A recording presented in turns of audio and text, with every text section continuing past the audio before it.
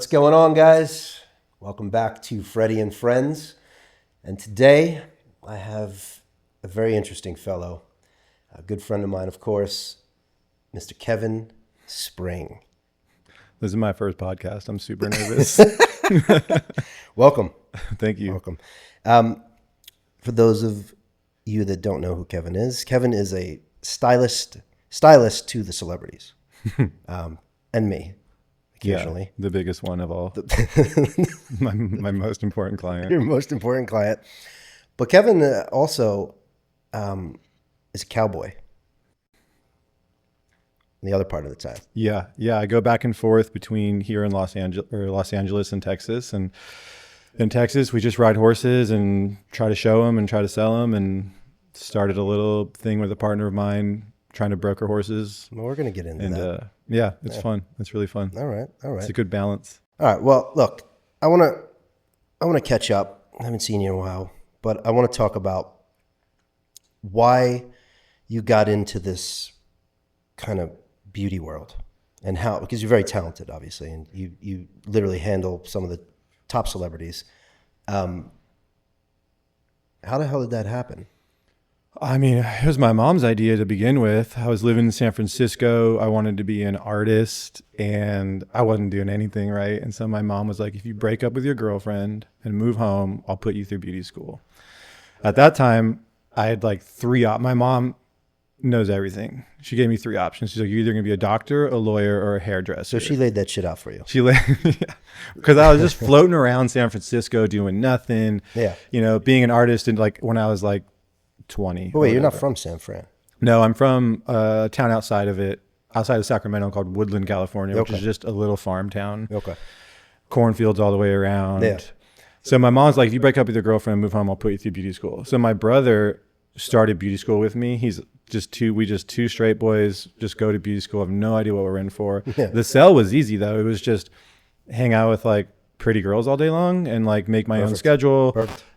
And my mom was really cute in offering me these like options of being like a doctor and a lawyer along with being a hairdresser because I didn't graduate high school. So those were like completely... You didn't graduate high school? No, those were completely off the fucking table. Wow. But I didn't know that. I mean, you know what I mean? I was like, crazy, well, I could just like, it's just a lot of schooling. You'd have to like lock in and go for it. But you know, she always told me when I was a kid that, you know, you should be a lawyer. I only realized now that she was calling me an asshole the whole time. Yeah. And wait, were you a bad kid? No, I was just a kid who like wanted to cut a deal all the time. You know, it's like they say no. I'm like, all right, well, what if I clean the garage?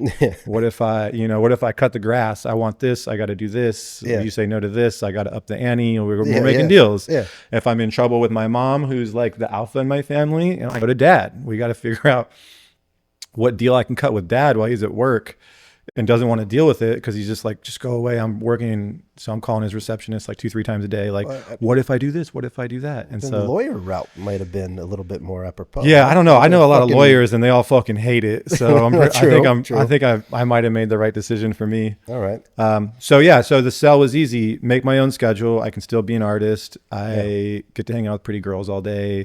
Yeah. It turns out you just hang out with gay dudes all day long, which was a gift I didn't know that I needed at the time. Sure.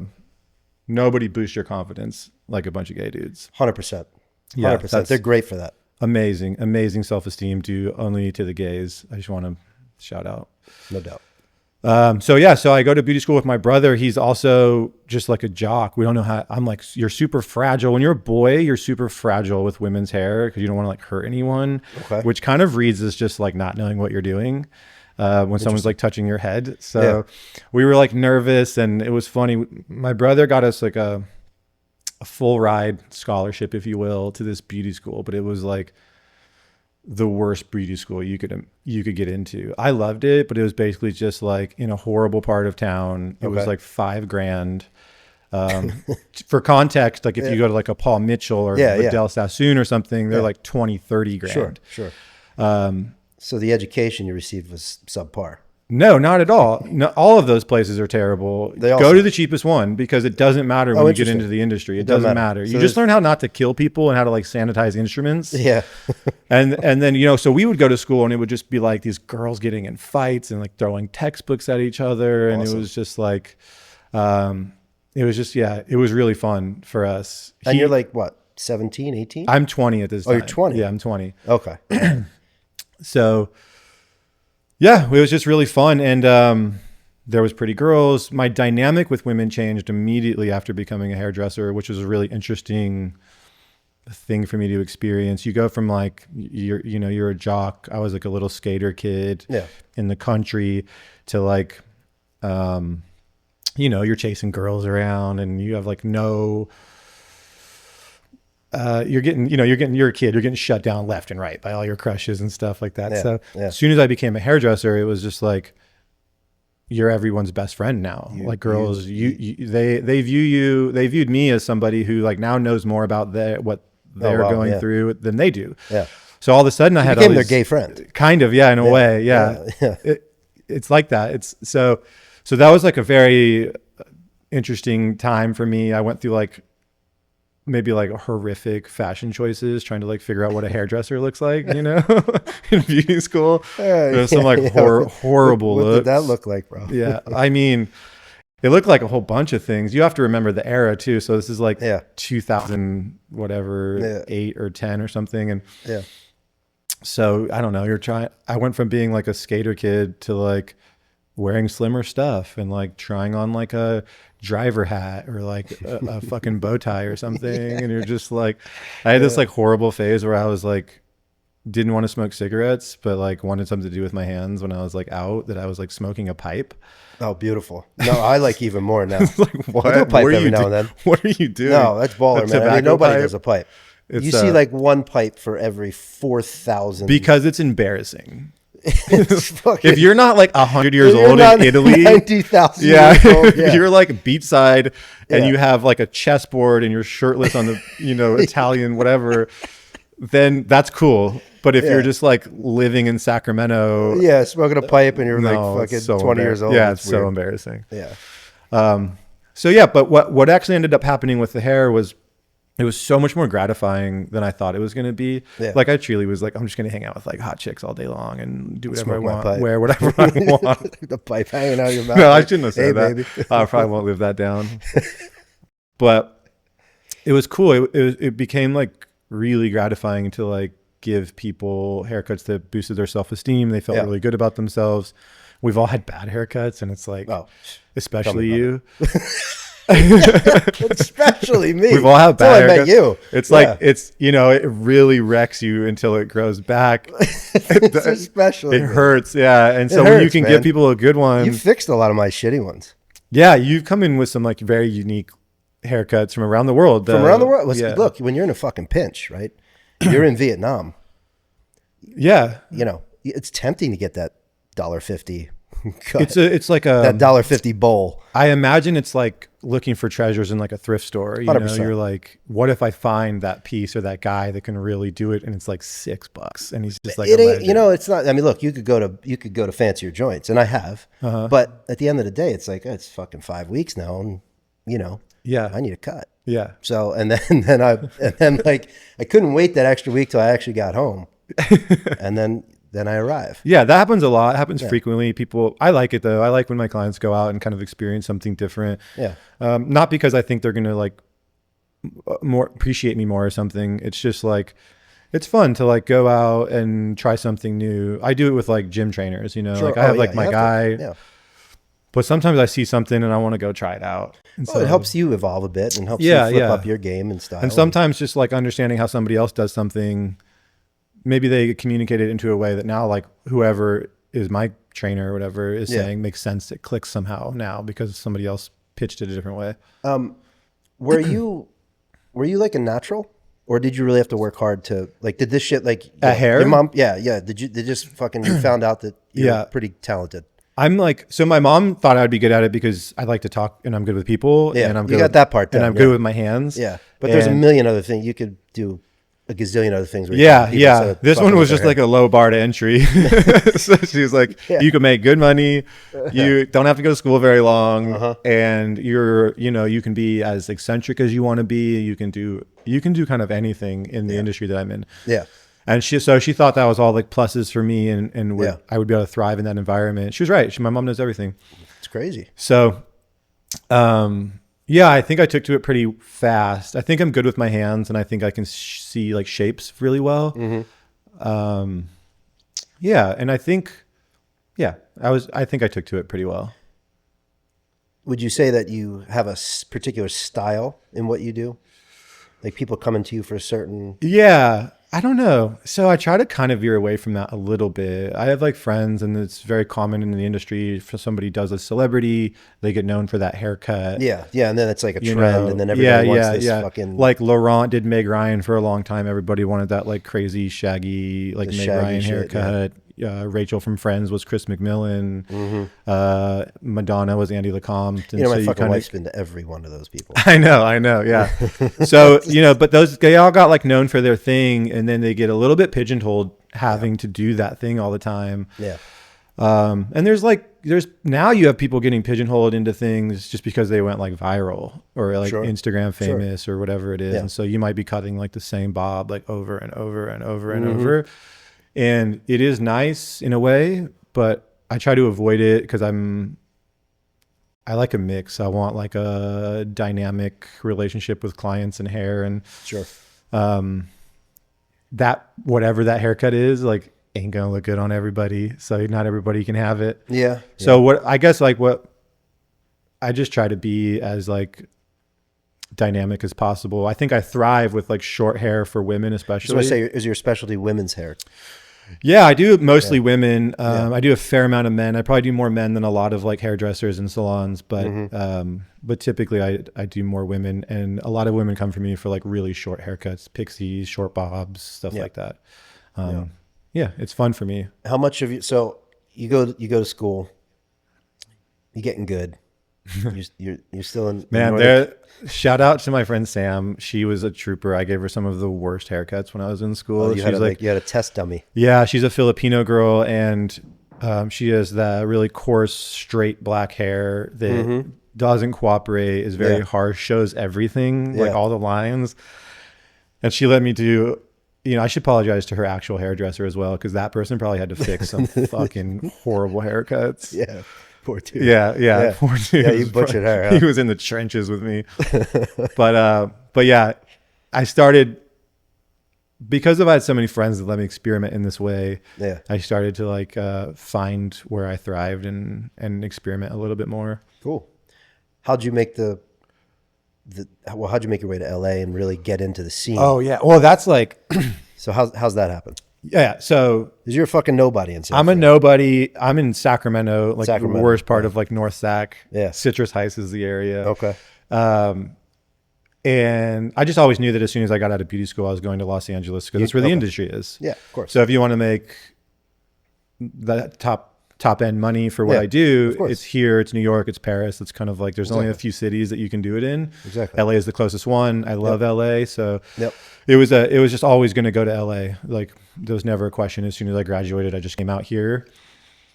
I moved in to a basement room that some friends of mine let me like rent out, and just showed up to the best salons in the city. Started knocking on doors. Yeah, so I went around to all these salons. I had a list of all the best salons. I'm Googling everything. I'm Googling everyone. Yeah. And on everyone's list was a place called Andy LeCompte Salon. And so I go to all these salons, and like, I'm still probably not the most fashionable person, but I'm doing my best. Yeah. At this point in my life, I don't really know a lot of designers or anything. So whatever. I go to all these salons, and they all seem kind of cool and kind of nice, but pretty mellow, pretty chill. Nothing seems like that crazy. And then I walked into this place called Andy LeCompte, and it was going off. And it was just like, whoa, this is like intense. And in beauty school, they tell you that like you have to like wear all black and dress really nice. I was just going to say, I don't think you would have made it in like a New York or a Paris. You had to go to LA. I might have had to go to LA. You came in rugged as fuck. Yeah, I did. Like, if you go to a New York salon, raw. There's a very specific. Yeah, maybe I would have been like a grungy salon, but you're going to the top places and like. Yeah, it was a very nice place. It was just like something I wasn't told about in beauty school. Yeah. Like for context, it's like you're in beauty school. They're like, you have to dress this way. You got to wear like a black suit essentially. Yeah. And then the salons in the area are like, oh, once you get out of school, you can pay us as a salon and we'll put you through our training program On how to look? on how to look, how to like get on shit. to clients. So you're like paying to be an assistant in some of these systems. Sure. I don't know if it's still like that, but when I was coming out of school at these like smaller town salons, Yeah. Sacramento, San Francisco, this was like a common thing. You'd have to like pay to get in. Yeah. Here, if you're an assistant, you get paid. So that was novel even to just understand that like, oh, you're an assistant, you get paid. Yeah, cool. And I was like, that's amazing. So I came in and I just remember vividly like being like, whoa, this place is intense. Gregory Russell was working there on the floor. He was wearing these like plaid cargo pants, a wife beater with like a mesh football jersey on. Gregory has this really long blonde hair at the time and he has it up in a bun in his scrunch, like an orange scrunchie or something. Yeah. And his shoes were like these big ass teddy bears. And I swear to God. And I'm just like, Freak show. this is awesome. This is amazing. Oh, you loved it. Amazing. Then you had this woman named Christina. She's like bombshell, Bridget Bardot. She's tatted up head to toe. She's sitting up with her feet on the fucking counter, just waiting for her next client on her phone. Her assistant, this kid Dom, very successful now. He's tatted up. He's just sitting on his phone. They're just looking at me like, who the fuck is this kid? Yeah. Then you had Yeah. Andy was on tour with Madonna when I first started going to this place. So I had never met Andy, but you had all these people, this guy, Ryan Krupe, who looked like he was in a motorcycle gang. You had babes and eccentric people and it was just going off. Place was like pumping. And so I'd come in. It lit you up, man. That's cool. I come in and, I don't even know how it works. I'm just like, is anybody looking for an assistant? And they're like, no. And I was like, all right. So I leave and I come back the next day and I'm like, is anybody looking for an assistant today? And they're like, no. I love it. So 8 a.m. I leave again, come back the next day. And they're just like, bro, that's not even how it works. It's not how it works. I have I have my little resume saying I have a license, you know? Yeah. Yeah. But I was just like, didn't want to like lose out to like a resume. I was like, I'm just going to be there every day. And as soon as somebody like needs somebody, I'll just already be there. Old school grind, man. Yeah. That's how you get it So done. I showed up every day for like 30 days in a row. I'd leave in the morning because I didn't want to, I'd show up, ask, leave. I didn't want to be annoying and like hang out. And then one day the manager was like, wow, you're really persistent. Let me just like show you around. So she introduces me to all these like really intimidating people at this time. You know, they're like the coolest of the cool. And by the way, there's celebrities everywhere in this place. Just crawling with them, yeah. Crawling with celebrities. Yeah. And so I'm like, I get to this guy, Ryan, who's the guy that looks like he's in like a motorcycle gang. He's got these long braids and he's wearing like Dickies that he's sagging and like he's all covered in tattoos. Yeah. And I don't know. He just seemed like a bro. So I was just like, do you mind if I like hang out and like watch you do a haircut? Yeah. And he was, no, not at all.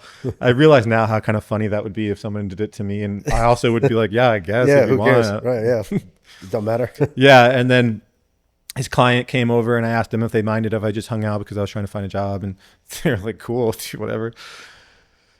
So he let me hang out. And I remember leaving that day and I was on the way out and I was like, hey, do you mind if I come back tomorrow and just like hang out and like watch? And he was like, yeah, go ahead. And I thought it was like the coolest, nicest thing in the world that they were just going to let me hang out for free. That's cool.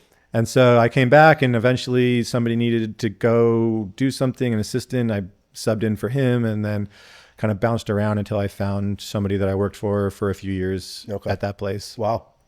Yeah. So it's kind of like my entry was just blunt force, I guess. Blunt force, but the best place. That's all I knew. And then that was it. Yeah. So, you're an assistant there for a while and that's where you learn how to do hair. That's where you learn. That's where you learn. Really you don't learn anything in beauty school. It doesn't matter where you went to beauty school. It doesn't matter. You learn how to do. You're watching all these pros do it. Yeah. And I was taken from him. I was so fortunate to work in a place at a time before social media where like the salons were the gatekeepers to like success. Yeah, sure. So you had to work at a Chris McMillan or an Andy's or a Laurent's or which was Privé at the time. Any of these kind of places to like be taken serious at the highest level. Yeah. And, some of the prices that people were charging at the time felt astronomical to me. And I was just like blown away that you could make this kind of money doing what we do. Yeah. So yeah, but that's where you learn. And I was really lucky to like fall in with all these people who were like amazing. I mean, amazing. And so I got to just watch and learn and bump around and ask questions and everybody was like funny and cool. And you learn a lot. You learn how to do hair, but you also learn how to like interact with people, how to like talk to clients, what clients are coming to you for. It's not always just hair, Yeah. so I you guess. just learn a lot. And I was so I come fortunate. to you just to fucking crack up most of the time. Right? Thanks. That's I nice don't to even think you hear. cut much. Yeah, I know. I mean, I have to fake it most of the time. Yeah. Just Yeah. You're running, coming in for the conversation, brother. just running through the scissors through your hair, just talking. Yeah. No, but it's people come to you for all sorts of shit, and it's I not believe it's not always hair. People come to you Yeah. for a lot, and They really let it out of the bag with their stylists.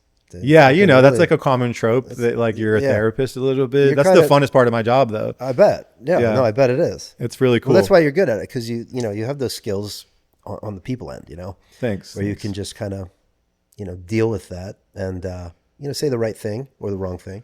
It's cool. I mean, maybe there's right and wrong sometimes, but usually it's just like just being honest with people. Sure. For instance, I just spend a lot of time talking people out of haircuts rather than into haircuts. Mm-hmm. People come to you and they're like, I want to do this. What do you think? You're like, well, you don't really have that hair texture, or that took 16 hours to style and they don't wake up like that every day. So we can do a version of this, but it won't look the same. And here's how it might look. Yeah. It's just like, or people just want to like, come in and talk about a breakup, a divorce, there's that therapy someone new session they again, just got into it with and kind of Yeah. bounce things off of this. So there's not really like a saying the right or wrong thing. I guess it's just kind of like listening, try to be as honest as you can with people. Mm-hmm. That's where I found the most success, is just trying to be honest. Yeah, no, I think you give that off. Thanks. Your business now mostly still in a salon, or I know you do private stuff, you do so house calls a lot. You're kind of I worked at Andy. I moved my way up through Andy's. I worked on the floor at Andy's for a long time, a decade, and then I moved from his place, and now I do. You always do a lot of house calls. You always do a lot of like outside work. Yeah. And the salon doesn't frown upon that. They encourage it. No, they encourage it. Yeah, they encourage cool. it. It's just part of the business. You got to break them off. No, you don't. Cool. Your private work's your private work. Because a lot of us work with, I don't personally, but a lot of my friends, we work with agencies and stuff. The salon doesn't get any of your like agency work when you're on photo shoots, when you're doing editorial work, so it just kind of falls into that category. You're doing your private clients on your own time at their places or whatever. Yeah. So no, they don't take a piece. That's encouraged. And you always do a lot of it, but like COVID kind of changed the game for it a lot. COVID and social media changed the game for it a lot. House calls really popular. Yeah. Sure. And now, like, it's the celebrities still go in those places, but it's probably not as like it was. It's not like it was. You're right. Man, like social media, like all but killed the paparazzi.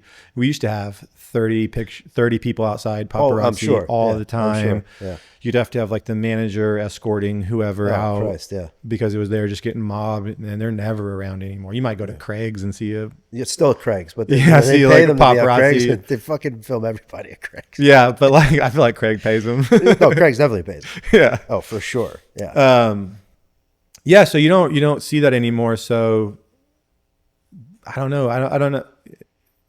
Yeah, they don't come as much as they used to. It's a lot more house calls. All your big dogs were all your A-listers were kind of always in the house. Always in the house. Yeah, of course. But sometimes getting your color done is just a little easier in the salon. It might be a little that's probably what they're really coming out for. And like where I hub out of now is this place called Crane, very private. Andy's was always very private. When you have to like walk back. A lot of people would walk by and not know where it's at. And so and they were very good. You go to one of these salons and everyone no one's going to approach you for like an autograph or talk to you in that way. Not, so that if you are an A-list or something and you do come into the salon, you're probably going to have like a very like normal experience. It still happens a lot, it still happens a lot. Sure. But it used to just be like flooded. Now I spend most of my time going to like people's homes. Yeah. Yeah. Sounds like a pretty clean cut path for you. You got to have some fucking dirt though coming up. I mean, it had to be some struggle in there. I mean, yeah. This sounds way too easy, man. Well, I mean, it was fun. Like, there's not really HR in hair salons, which I thought was like really fun for a long time. You know, probably should be. It's so fucking like it's I don't know. It's it's a really fun environment to work in if you can handle it. Yeah. It's not for everyone. And I think times have changed a little bit, and I remember like there was, he's passed away since, so rest in peace. But there was a colorist. He used to do all these people.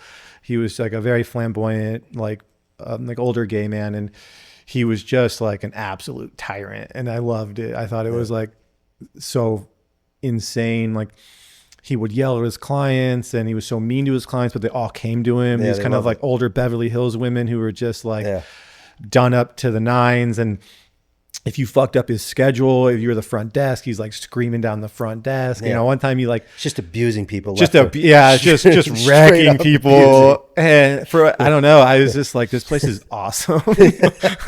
Like I don't know the energy as like a young person in essentially like a nightclub of a hair salon all day long. For sure, was just like really fun, and you're just like, whoa, this is not at all what they told me it was going to be like. One time, I think a front desk person messed up some client that was a VIP or something, and he walks up to the front desk, quiet as can be, grabs a stack of magazines, and we used to have magazines at the front desk, and just throws it against the wall, causes this huge scene, starts screaming down the front desk people.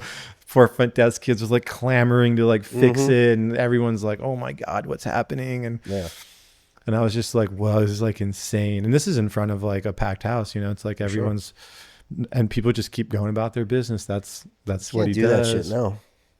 Well, you can't get away with it like you used to. You know, I've seen, the same guy told somebody, she was like, you know, she was real finicky about her highlights. She was like, I just feel like if you just did a little more here, and which is a common thing, you know, they want more, but there's only so much you can do with it before the hair breaks off as a colorist.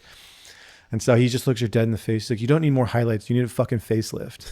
And I was like, damn, that's wild. And she was just like, okay. She's like, just you're right. Yeah, you're right. Totally. Yeah, I do. Can you recommend someone? Didn't get mad. Amazing. Just was like, all right. And you're just like, wow, what a wild environment. Amazing.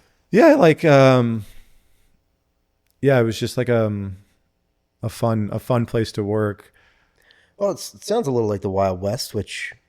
Yeah. It is a little bit like the Wild West. But that's not too foreign for you.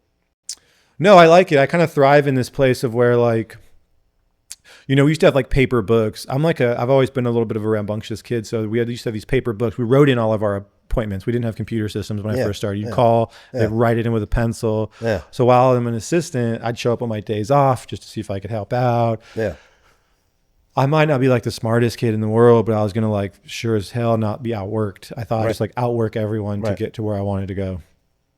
Love it. But that can read wrong too. It can read as like pushy and impatient and like, you know. I think it's a hustler. I think it did for a while. Like Andy, one of the owners of Andy LeCompte, like hated me at first because I was just like constantly like trying. So I would write my name on the paper books in hopes the front desk would just book me clients. What's like, they'd be like, hey, why did you put your name up here? And it'd be like, oh, the manager who did say that I could take clients on my day off, which is basically just Mondays, was like for assistants to take their friends and stuff. Yeah. But I'd put my name on the books on like not Mondays. Yeah. Try to get, so stuff like that. I'd get in trouble and they'd be like, yo, Andy's like really pissed at you because you keep like doing it. Like, so it wasn't without its like ripples. They had a system there. They would only put someone new on the floor from an assistant one at a time. And then if all the new people that come in, they would push it to the new guy. They'd try to slam your books so that you could, then it's up to you to retain those clients. Which I guess you did. Yeah. But if you did 2 or 3 new people at a time, it wouldn't really work. So I was always trying to like cut the line. And so people would be like, yeah, you got to like back up. You got to back up. But I was just like, I thought I was like showing initiative, being eager. And they were just like, dude, you got to fucking chill. So, you know, some of that stuff can backfire on you a little bit. And it, you know, it did. So I had to like pay my dues a little bit longer. Yeah. But it's good. You like learn what you like. You learn what you don't like. Yeah. It's cool. So when COVID came around, you and I I didn't see you for a while. Yeah. I didn't see anybody for a while. Well, you didn't see anybody for a while. But then we both reemerged. But when I reached out to you, you had a whole nother fucking thing going on. You're like, hey, I'm in Texas. Well, actually, no. I started seeing on your gram that you're like lassoing fucking horses. Like, so, you know, because I'd see shit like you'd be playing tennis. I know you like sports and basketball and shit. Yeah, and I like hobbies. You have some funny You do have some funny posts. They're very dry and you got to know you, I think, to understand them. Yeah. Like, there's funny shit, but then I'm like, wait, he's like fucking riding horses like a boss. I don't know. And I'm like, I never knew. I ride with bosses, but I don't know if I'm there. Yeah, yet. but I mean, still, you see somebody like doing what you're doing out there. So like, it seemed like that kind of happened during that time, or at least so it appeared. Yeah. So like, I grew up on like a 100-acre ranch in Northern California until I was like 6 or 7. And my grandfather started UC Davis's equine program for them and always rehabbed horses and stuff. He passed away. We moved off the ranch into the city. The city is a small farm town. Sure. We moved into town and I didn't really have anything to do with horses for like a really long time after that. But I was in a farm town where UC Davis is known for their big animal vet school, very equine friendly place. So it was just kind of always like around. Once my grandmother got remarried, she always had horse ranches because she would breed Irish wolfhounds, which are about as big as a horse. Sure. But she also always had horses. I didn't ride them that much, but they were always around. So I was always kind of around horses. Yeah. So I think like a lot of us, when like COVID hit, we kind of like reassessed, like what the fuck are we doing? Yeah. You know? Yeah, but you bounced out of LA though. I didn't totally bounce out of LA. I just started going out there a lot and like riding and, you know, like I just felt like, oh, this seems like so much more fun to just get back to some sort of like like feeling like a kid again. Yeah. And it just like felt like a kid again to just go like be in the dirt and be around animals and get dirty and not care. And it was very far from like my life here. For sure. So it was just fun. And then I like fell in with a bunch of like badass horse trainers who were like, come ride. So I'm playing golf. I'm just playing golf one day. That's right. You love golf. I love golf. Yeah, we never got on. I love golf. Yeah. Yeah. So I'm playing golf. All these fucking cowboys love golf. Really? Yeah. Like they're all into it. This is in Texas. This is in Texas. Yeah. Okay. So this is here too. Honestly, these guys like love it. Sure. So I'm playing golf. I'm in Texas, and my mom and dad are out there on the course, and they run into this dude just playing by himself. And now it's just my mom and dad, and they're out there playing. And they're like, "Hey, come join us, whatever." So this guy, he's really nice. Yeah. They're just small talking. My mom's like, "What do you do?" And he's like, "Oh, I'm a horse trainer." And my mom's like, "Cool." My mom grew up showing horses. Yeah. So she's like, "What kind of horse trainer?" He's like, "Do you know what reining is?" And my mom was like, "Yeah, I know what reining is." And he was like, "Oh, I train reining horses." And he's like very humble, very like, "Yeah, that's cool." So they go on. My mom like Googles him on the side, like whatever. He's like, he doesn't just train reining horses. He's like a Hall of Fame horse trainer. His name is Casey Hinton. Okay. He's won everything out there in the world. He's $1 million rider. Yeah. In an era where there wasn't this big a purse. Now you can win $500,000 in one show. But when this guy was coming up, you'd only win $30K if you won the thing, maybe a saddle, you know? Yeah, sure. So he stacked up a lot of wins his whole career. He ran this really big stallion station, which is like a breeding program for reining horses. Mm-hmm. So he's basically just this badass dude, and he's no taller than like 5'7". But it's good for riding. It is good for riding, and he's like.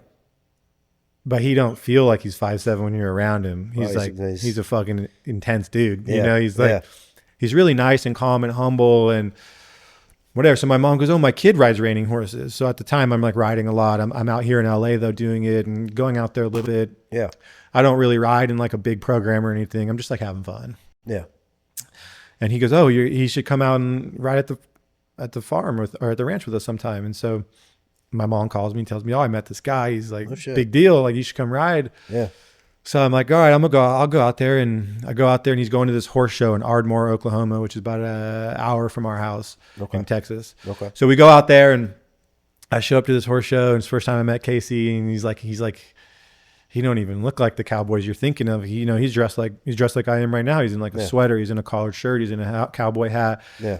He looks nice. He looks elegant, and that was very impressive to me. And he's riding these horses like effortlessly and making them do these maneuvers that are really hard and complicated to do, and showing off like how powerful they are. Yeah.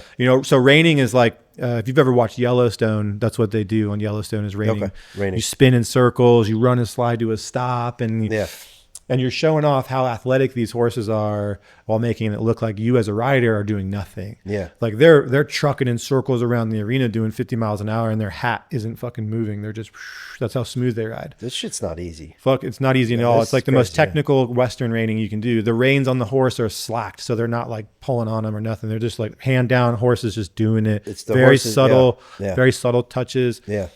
If you're spurs, you know, we ride with spurs, and spurs aren't meant to like kick horses really hard. Yeah. Spurs are meant to like give you very precise direction. Intricate little. Yeah. So it can feel whether pressure it's points 2 and inches stuff, back or 2 inches forward. You know, Yeah. if it's just my whole boot, it's a big spot. So they need Yeah. this. I want to move the shoulders. I want to move the hind end. I Very want to move the technical, front yeah. leg. Super Very- technical. very, But they're very doing technical. it going all out, you know, and Yeah. he's just doing it like it's easy, you know? Wow.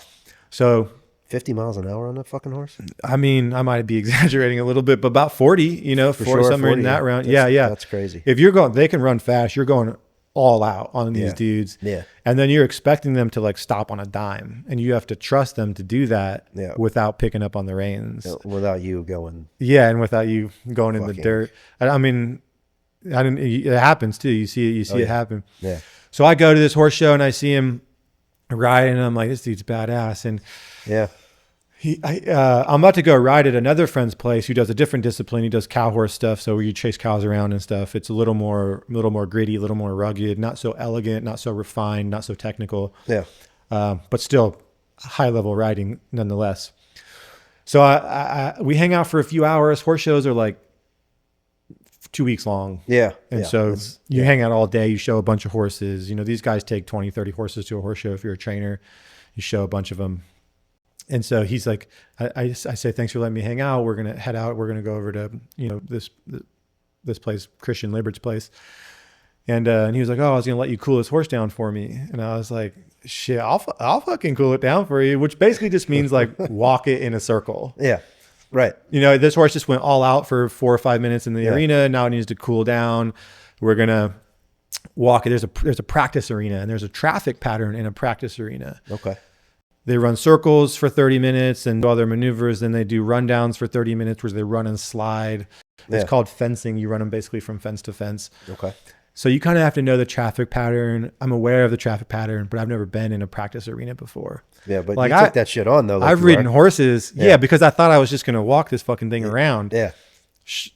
It was very obvious soon after that he was going to test me and then put me through the motion. So he's like, start loping it. And now I'm in there with What's that mean? Jogging, Okay. you know, slow, like Okay. there's a walk, trot, and a lope. Okay. There's different terms for it, but basically he's going to be like, you know, jogging a little bit. Mm-hmm. So he's like, and I'm in there with like the LeBron James of, imagine being in like a high school gym and all your basketball idols are there. It's like Kobe's there, LeBron's there, all these like ballers are there, and they're just shooting around. Yeah. And you're there. And then you walk in. And then, Yeah. you know, some other dude's like, hey, like, Yeah. get some shots up. Throw a couple free throws. And you're just like, oh man, it's something you know how to do, but now you're doing it in front of all these guys who are big dogs, and you're like, it's a little bit nervous. Yeah. I know And you don't so. want to get in anybody's way. So I start loping around in a circle, and I'm just going slow and steady. And this is also the first time in maybe 20 years that my grandmother, maybe 30 years that my grandmother has seen me ride. She shows up. My grandmother, Fucking granny's watching. dude, she's an intense person. Oh, really? Yeah, she's like, she probably won't ever hear this. No chance. She's like, No chance. I love her. And I'm her favorite grandson. She's very open about me being her favorite grandson because I'm cool. into the horses. She's always been into the That's horses. it. You got that connection. But I don't want to let her down, you know? Yeah. She hasn't seen me ride since I was a kid. But you can't And let she came to granny the down. show. And so I'm like so nervous that Casey's watching me and my grandmother's watching the me. Fucking, I'm with all the you got big Jordan dogs and fucking Kobe and everybody and looking Granny. at you now. Yeah. And my grandma's probably going to be the only one who tells me if I fucked up. Sure. She's going to be Sure. like, you look like, what are you doing? And you're probably going to care more about what your grandmother Yeah, says. yeah. She's like, That dude. I tell her that she's like a high school principal that like hates kids. You know, she's not like a warm person. She Right. is now older in age. She's Yeah. very healthy. She plays golf every day. Wow. She's 85. Oh, damn. But she's like, she was not the warmest person when we were growing up. Mm-hmm. She likes kids so long as they act like adults. you know? Yeah, well, And that's so it worked for me asking a though. lot. It worked for me though, because she just didn't want to, excuse me, she just didn't want to take care of you. She wanted you to do your own thing, have autonomy, which I loved at her ranches. Sure. So I always wanted to go to her ranches. None of the other grandkids really wanted to go because they were like, grandma's kind of scary. Perfect. And I don't You know what I'm buttered gonna her do. right up. Dude, I'm out there driving tractors unsupervised, flipping four-wheelers into the creek. Like they were just like, okay, you know, falling on my skateboard and breaking bones and whatever. And she just let me do whatever I wanted to. So I loved going out there.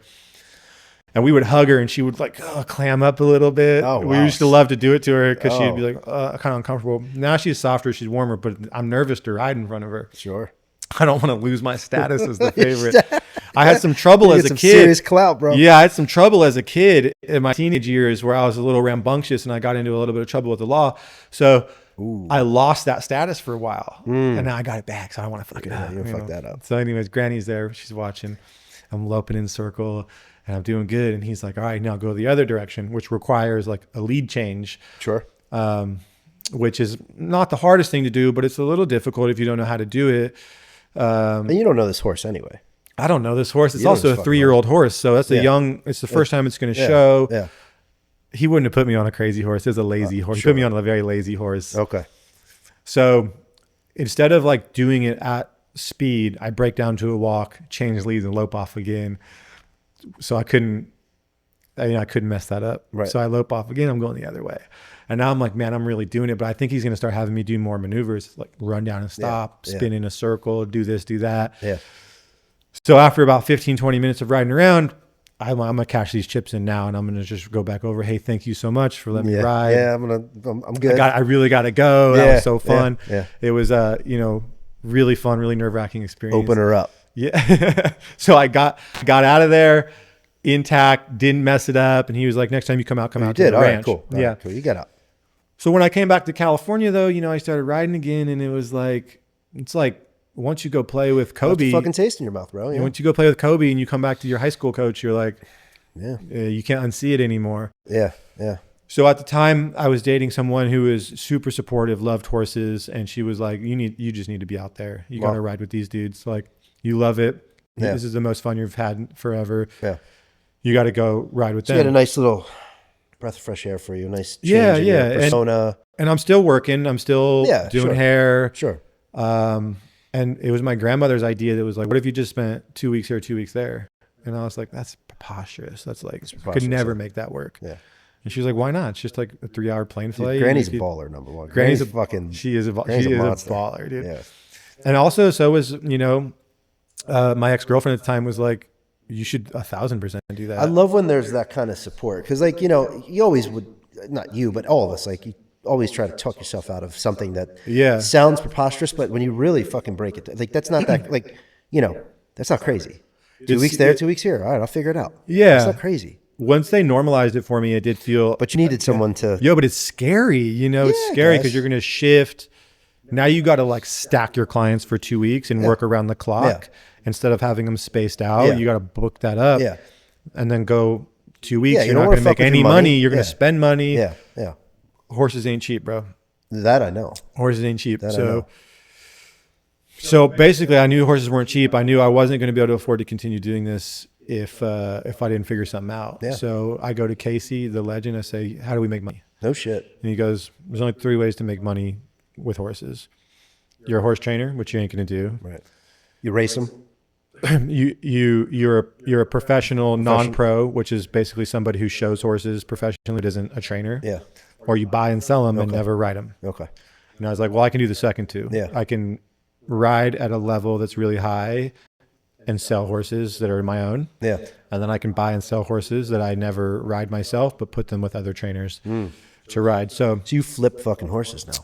So Casey's always done this because he's a horse trainer. He flips horses. Sure. The way the Western world works is a little different than the English horse world and a little different than the racing world.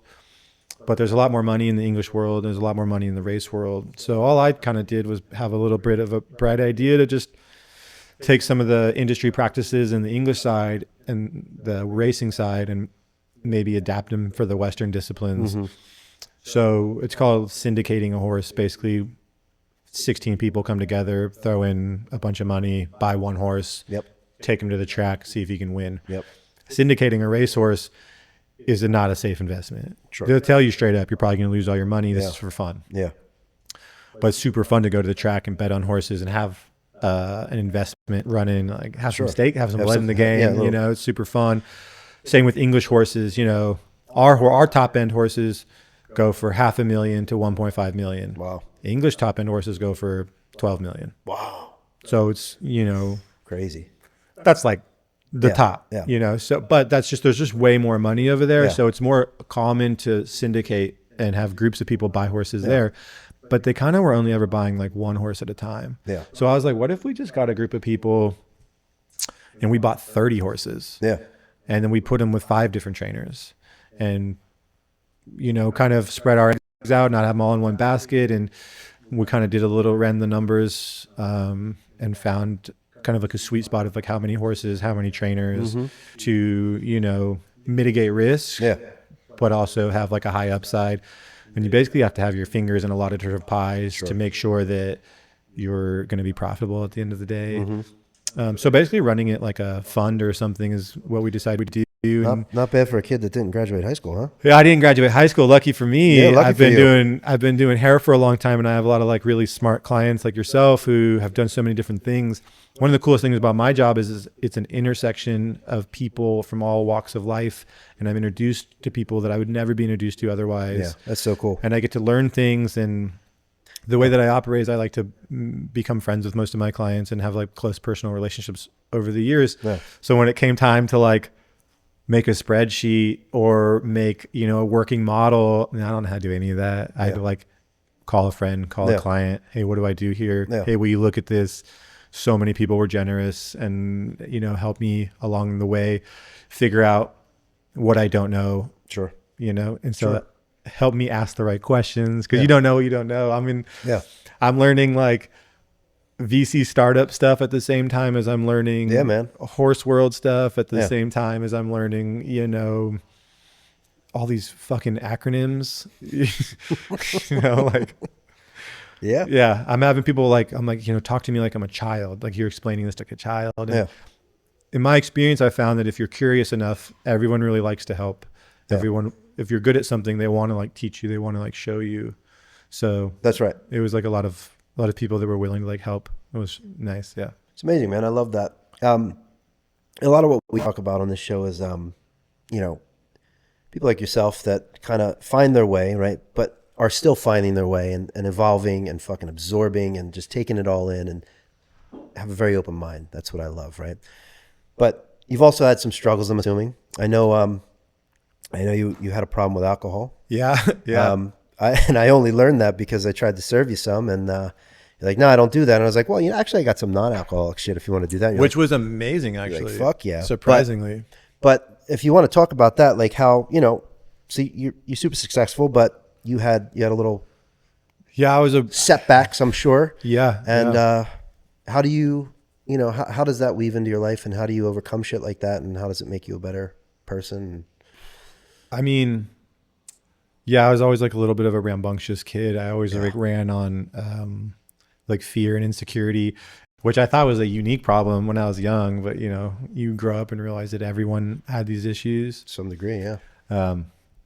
I think, however, I was born with maybe a predisposition to alcoholism. So I think alcohol maybe affected me slightly different than it did my peers. Were you drinking like really young? I mean, not super young, you know, 13-ish. Okay. I have an older brother, so he's 3 years older than me. So, you know, anything he was into, I wanted to get into. You're catching that shit. Yeah. Yeah. It was, you know, he's the coolest dude out there. You know, my older brother. You guys still close? Yeah, we're really close. Cool. Yeah. He had this girlfriend in high school that everyone hated, and he was like a dick when he had this girlfriend. That was like our only moment of like not being. Yeah. Yeah, we were teenagers, so we were supposed to beat each other up at that point. Yeah. But he's like the best dude.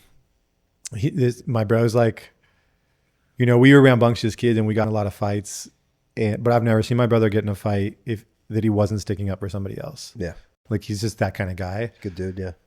Pretty mild mannered dude, but like rowdy Well, I would never want to fight him in a serious situation. And I felt like I was like pretty good at what I was doing back then. Yeah. Anyways.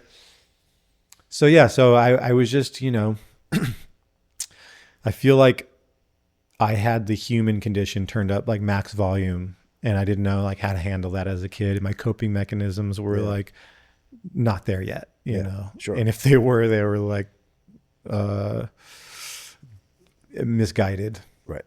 So once I found, I remember the first time I had a drink, I snuck out with my brother. We were going to go jogging. Yeah. We told my parents, we went to one of my brother's friend's house. It was like a little house party, and I was the youngest kid there except for one girl. Her name was Elise Gay. She was like really beautiful.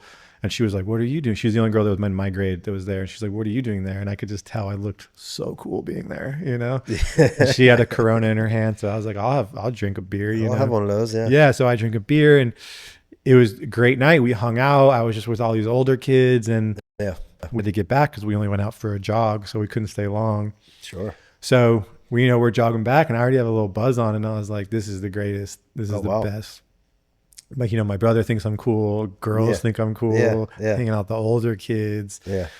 And so that was kind of like my first like positive foray feedback into alcohol. And it was really fun. And it was really fun until it wasn't. My second time, everything was always with my big brother. The first time I smoked weed, the first time I drank hard alcohol. Yeah. It was always with my brother. And it kind of always ended up quickly with me like throwing up. Like, yeah. I mean, there's a million stories, but basically it was just like my brother was cool and I wanted to fit in. Yeah. And alcohol took helped that happen, it made me feel comfortable in my own skin. But I didn't realize that was like my medicine or solution right away. It was just like, when did that shit bite you in the ass?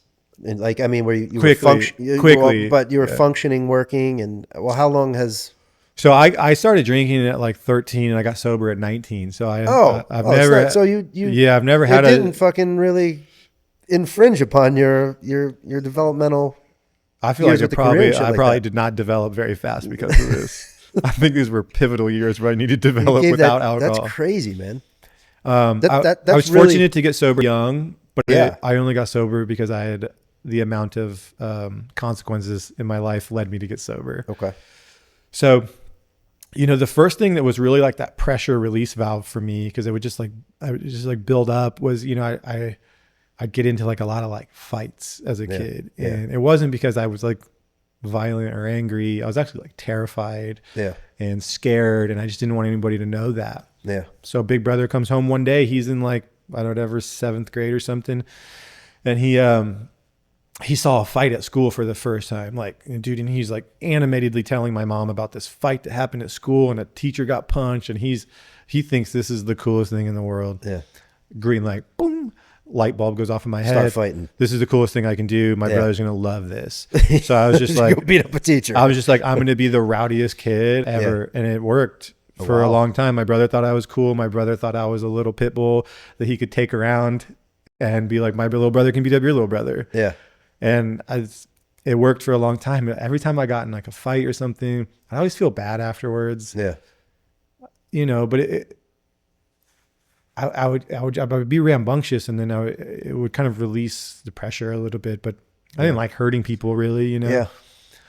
So I tried to only, squabble with people that, I don't know, maybe bullies and stuff like that. People that I thought were like, could use to be knocked down a peg or something. Not that I was like some fucking lord of the playground or something, but but I didn't want to like pick on anybody. Sure. I grew up in like a religious household and I had to go to church a lot, and all the kids that were in my church weren't like the popular kids. Yeah. But they were some of my peers. So like I was able to like navigate these different groups of friends and kind of like flow freely through them. Yeah. But I was also just terrified and I didn't want anybody to know. So I just got rowdy, and I thought if I could be the rowdiest kid out there, no one would know. I was really scared. I just can't believe you. So, I mean, it's crazy. 19 years old and you threw in the fucking towel with it. It's cool. Well, yeah, it wasn't by choice. It was choice, like, so I got in a lot of trouble. You name it, I did it. You name it, I'm chased by it. Yeah, I don't know. It's a kind of a corny saying in programs around the world, but I would I felt like I was allergic to alcohol, and I would break out in handcuffs. Like every time I would get into some trouble, and maybe not. Maybe I could go out and just have a drink, but I never knew. Bets were off. Might go on a 2-week bender. I don't know. Yeah. So I started going to juvenile hall a lot as a kid. Oh, wow. I spent a lot of time in juvenile hall as a kid, which is why I didn't graduate high school, because I was there for. Oh, here we go. No. There was in my 11th grade year, which is when I dropped out.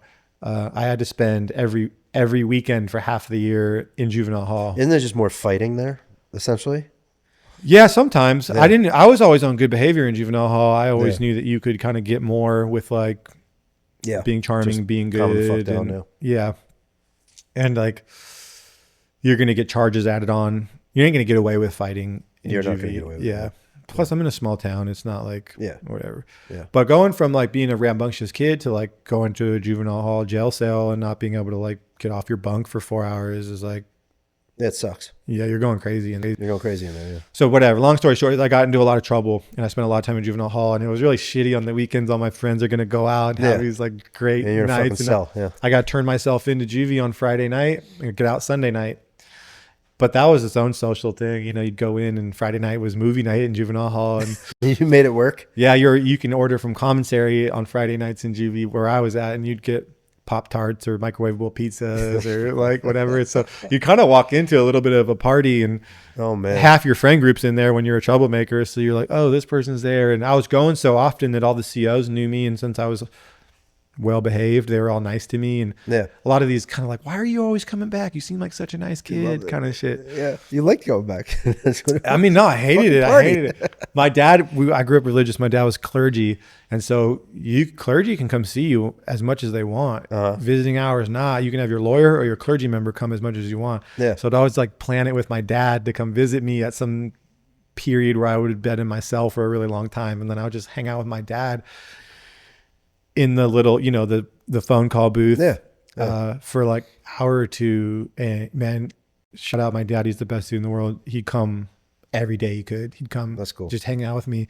Looking back on it, it was like some of the best conversations we ever had. Was like, when you're a teenager, you start bucking a little bit and you don't want to be around your parents. Your parents aren't 100%. Cool. You're like, they're annoying. Yeah. That's not when you really start to get close with them. Yeah. They're like the way they chew is like annoying. Sure. Whatever. But everything's annoying. But for me, I had nothing else to do, but like, I'm literally locked in a room, have to talk to my dad. Yeah. It was just really nice. We, even to this day, like he talks about some of those conversations. That's nice. Cool. How do you, so, living in LA and being around it and, quitting that shit so young, have you stayed on track? You try, it's a fluid, you stay on track best you can. So basically I got sent to AA when I was a kid, and it was the first time. They try to scare you out of it. They try to send you to AA, get your court slip signed, scare you out of like this life of crime. Yeah. I walked in there and I was like, this is a secret group of like criminals who for the first time ever are sharing feelings that I have. Dudes in motorcycle gangs, dudes who are like badasses to like women who are librarians and whatever. And they're talking about the thing I have, whatever it is, the feelings I have. Yeah. But they're badass, and I'm 15. So I'm like, these dudes are the coolest dudes in the world. They're talking about riding motorcycles on the sidewalk and whatever. And so I was just like, this is awesome. I didn't get sober at 15, right? But I knew that there was places you could go once it became a problem. But these guys all had stories, and I didn't have any stories. You had to collect a few. So what I found out in that moment was that I am probably an alcoholic, but I'm not going to get sober. Yeah. And I'm going to run it until the wheels fall off. I had this conscious decision that I was going to like run it till the wheels fall off. Wow. My undeveloped brain didn't tell me that I could die or kill someone or this plan wouldn't work out the way I had hoped it would. Right. And as soon as the wheels fell off, I would just come to like some program or like a rehab or like a facility and get sober because that works. And these people like showed that it worked. Yeah. And I was like, all right, cool. So like, let's get to work and let's get some stories. And I just kind of like ran it as hard as I could from there on out. You went harder. Yeah. Yeah. I doubled down and, there was moments where, you have bottoms and you whatever, and sure think you're going to go to prison for a long time and when the wheels fell off when I was in a jail cell and they were trying to send me to prison for my 3rd DUI. And this judge, I'm getting cooked in court. Like DA's like trying to send me away for 3 to 5. My dad can't even be in the courtroom because they're saying so many mean things about me. Yeah.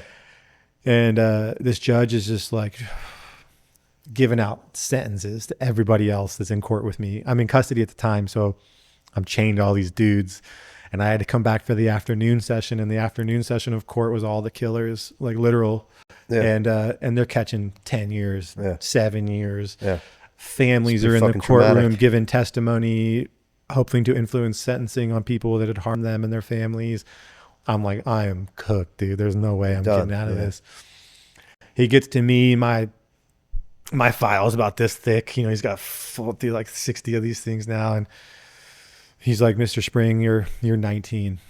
And I think somebody who's 19 years old has the ability to change their life still.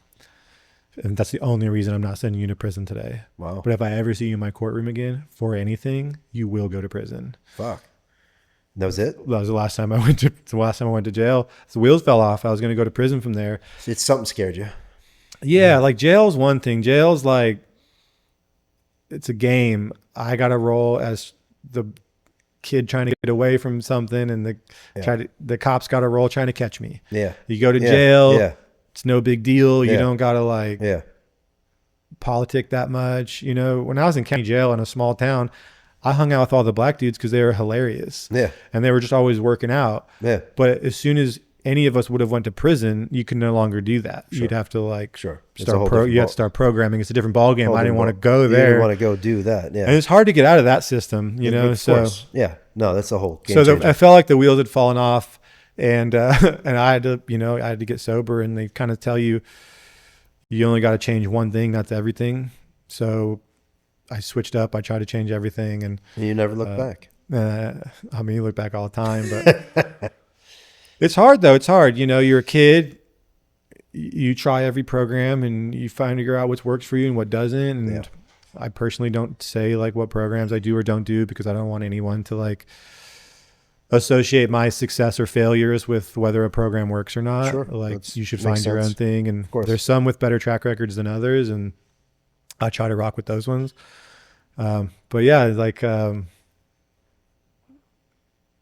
once I got sober, I had to like figure out what I was going to do. And this is kind of when I started being an artist, moving to San Francisco. And my mom's like, you got to get a job. Here's your options. And that's when the story really has come full circle now. Yeah, exactly. So that's kind of how we got back to it. But that's cool, man. I didn't know that whole bit, but I'm glad you shared that. Yeah. Thank you for sharing that. It's cool. It gives you some like perspective on life in a way. You can look at it. I can tell that story as my childhood, hysterical, so many funny stories, rolling cars naked, getting into trouble, like being chased by like everything under the sun, and all this kind of like rambunctious kind of like fun. But I can also tell that story like really traumatic and really sad. That's right. Because all of those things happened and both sides of it are true. And now I'm able to like have gone through something, and I rely on a lot of that kind of stuff today. Like anytime I'm on a plane, I'm like, beats a jail cell. You know, at least I'm not in my bunk in a jail cell. Life is good. Yeah, I'm cool. I'm good. Like you lose some of that freedom and you're a little bit appreciative sometimes, but I can lose that. I can get a big life and have a lot of opinions real fast and have to be humbled again. Mm-hmm. Sure, it could happen, but you keep yourself pretty in check. I'm lucky to have people around me that do that. Well, that's what happens. You got the right circle.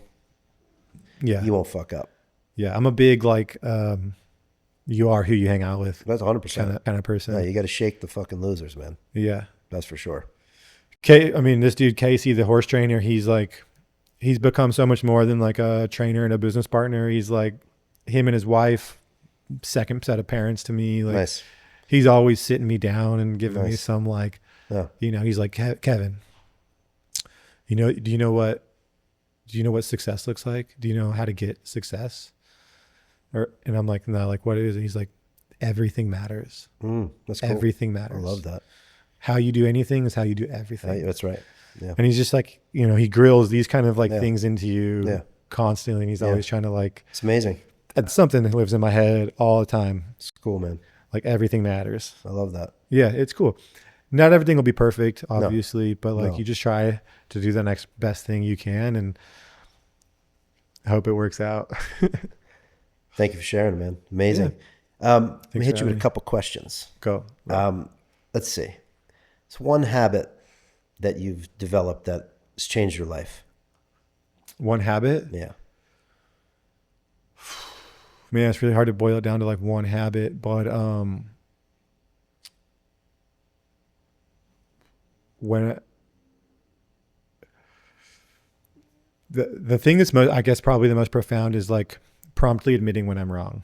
Cool. Looking for when I'm wrong, being okay with being wrong, and like understanding it's super scary and humbling to be wrong a lot. And it turns out I'm wrong a lot. But yeah, if I can remember that it's okay to be wrong and then I can learn from being wrong and make amends wherever I can on the spot. Yeah. Profound. I never get, I can at least, maybe not never, but I can at least avoid getting into a bunch of like resentful scenarios and being mad at people, have people mad at me. And I can grow a lot faster by just the possibility that I might be wrong. I think it's a fucking strong answer. Yeah. Thanks. All right. There's another one for you. All right. Something in your daily routine that's non-negotiable. Coffee. Coffee, huh? Yeah, a lot All right. of it. A lot of it. All right. Cool. That's simple. Yeah. I don't got much else. Coffee. Right. I have routines. I'm routine based. Being routine is, it grounds me a lot. Yeah. But coffee in the morning is a big one. Awesome. Yeah, I struggle with that one. Yeah. I don't do coffee no more. Oh, Occasionally. Tough. I don't not do it, but it's not a non-negotiable. What's your favorite book? A book that every guy's got to read. Favorite book? Man, I can't do one. I'm going to rattle off a couple. A book that's very on brand right now would be probably The Next 100 Years by George Friedman. And it's basically answering the question of like, will America be the superpower for the next 100 years? It sounds maybe like a scary book. It's not. He just gives a lot of historical reasons and cycles and whatever for like why, how geopolitics look. That author also wrote another book called The Storm Before the Calm, which kind of talks about geopolitics and the world we live in right now with the political climate that we have right now. Both books will have you breathing a sigh of relief, which is nice. So that's why I like them. Very, very smart, futurist guy. The author is like incredible. One that I read for fun, the best book that I read for fun recently was a book called Banal Nightmare by Hallie Butler. Banal Nightmare. It's a fictional, it's just so funny. It's so good. She's a super talented young writer. It's her second book. Cool. And then Jonathan Haidt wrote a book called The Righteous Mind, which is kind of where morality comes from, which is very enlightening for me. And then another book, which I feel bad, I don't remember the author's name, but it's called Against the Grain. Against the Grain. Against the Grain is about early Mesopotamia and when we went from like hunter-gatherers to like having farming and infrastructure and societies, and kind of like looking at it from a newer point of view. It's quite a fucking selection. Those are the books that I find myself like remembering and referencing a lot. I will definitely look into those. Those are cool. Not enough. Against the Grain sounds very familiar. Against the Grain is really good. Sounds very familiar. Really good. All these books are great. Against the Grain is nice because it talks about when we were hunter-gatherers, and like when we were hunter-gatherers, for instance, history shows that we were like bigger, stronger, had better teeth, better bone density, were healthier. And when we were hunter-gatherers, it had its own like population control. Those people moved around a lot. You could only have a baby about every 4 years because they had to walk on their own. You could only carry one. So once that one could walk at 4, you'd have another one.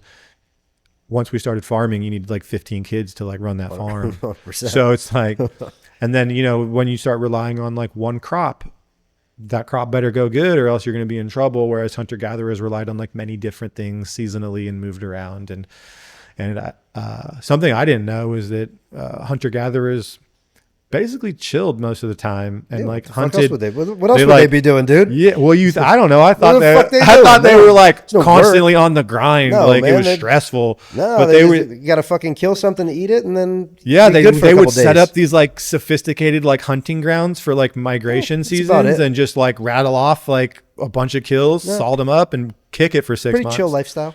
Apparently, yeah. I'm like, Pretty chill we lifestyle, might be dude. doing it wrong. I don't know. Definitely doing it wrong. I want to go back to that shit. Work Yeah. every 4 days, you know? Dude, yeah, they were cruising. That's great. So that was a cool book because I learned a lot. I like to learn when I read. I got one more for you. You hear me?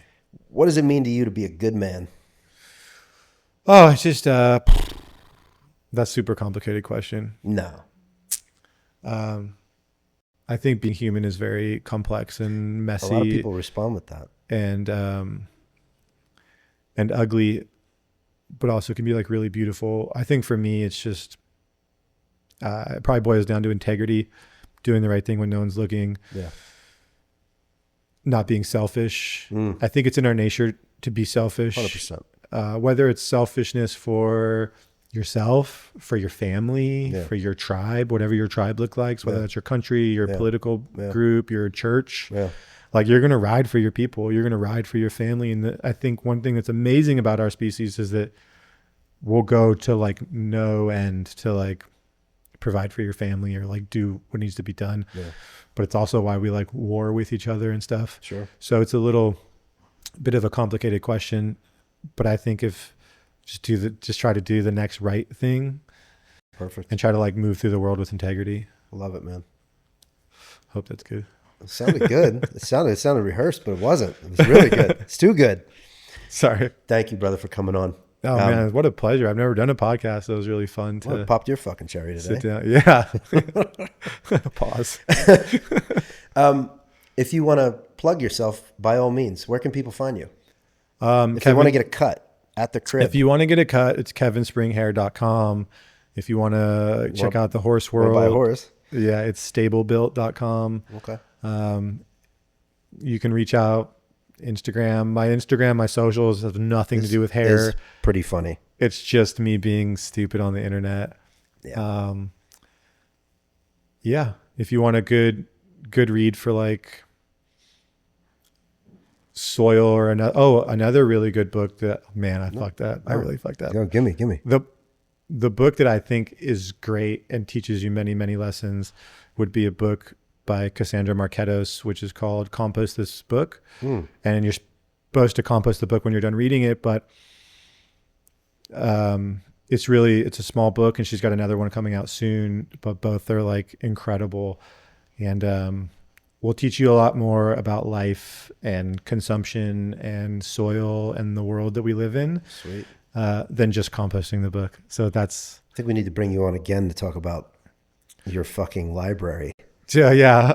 Oh yeah. If you want more book recs, there's an Instagram called You Should Probably There's Read. a whole app on There's an what you're Instagram reading, dude. called You Should Probably Read More that is great for book recs. Love it. Yeah, we could do a whole segment of me just doing shout outs to things that I think are really cool. We should. But that author, Cassandra Marquetos, who is also my girlfriend, has a Substack called The Rot, which is like incredible. She has written forever, and she's an amazing writer, and she writes about all sorts of things that have to do with the world and soil. Well, check that out as well. Thank you again, my brother. It's great to see Absolutely. you. It was so fun. Let's grab a fucking fake margarita one day. Dude, yeah, the fake bar is the new bar. Yeah. Tight, man. Thanks. Thanks for coming on. Absolutely.